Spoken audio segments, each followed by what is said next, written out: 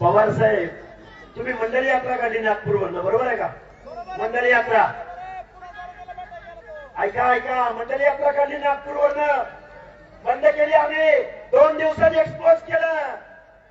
त्यांना आम्ही प्रश्न विचारला, पवार साहेब बजरंग सोनवणे जरांगेच्या रॅलीत सहभागी होतोय. थांबा थांबा थांबा. प्रकाश सोळंके उघड पत्रकार परिषद घेतोय, तो मुरकुले आमदार सरळ जरंगेला पाठिंबा देतोय. आमचं काय चुकलं? थांबा अरे थारे राव रे, थांबा रे, थांबा थांबा थांबा. हे बघा, मी अग्रेसिव्ह भाषेत निश्चित बोलतोय, पण तुमच्या मनातली दहशत या लोकांची कमी झाली पाहिजे. कारण छत्रपती शिवाजी महाराजांची रयत, छत्रपती शिवाजी महाराजांचं नाव घेतलं की महाराष्ट्रातल्या 11 पगड जातीच्या, दीनदलिताच्या, गोरगरिबाच्या, आदिवासींच्या, भटक्या विमुक्त जाती जमातींची मोठ, महाराजांचं नाव घेतलं की मूठ, जय जयकाराची मूठ वळते. पण तुम्ही काय केलं? शिवाजी महाराजांचं नाव घेऊन लाकडं घातली आमच्यात.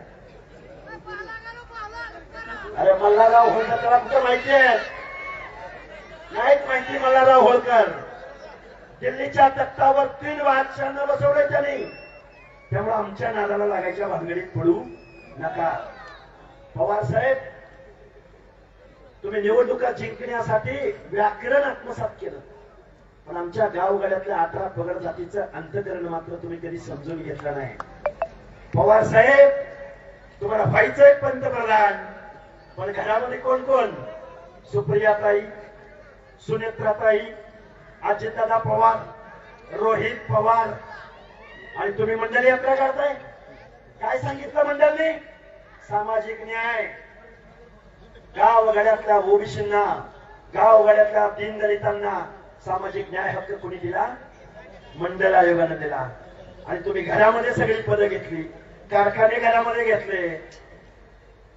डॉक्टर बाबासाहेब आंबेडकर म्हणायचे, गावगाड्यामधल्या पंक्तीला बसलेल्या शेवटच्या घटकापर्यंत जोपर्यंत वाढप्या पोचत नाही तोपर्यंत हरी विठ्ठल म्हटलं जात नाही.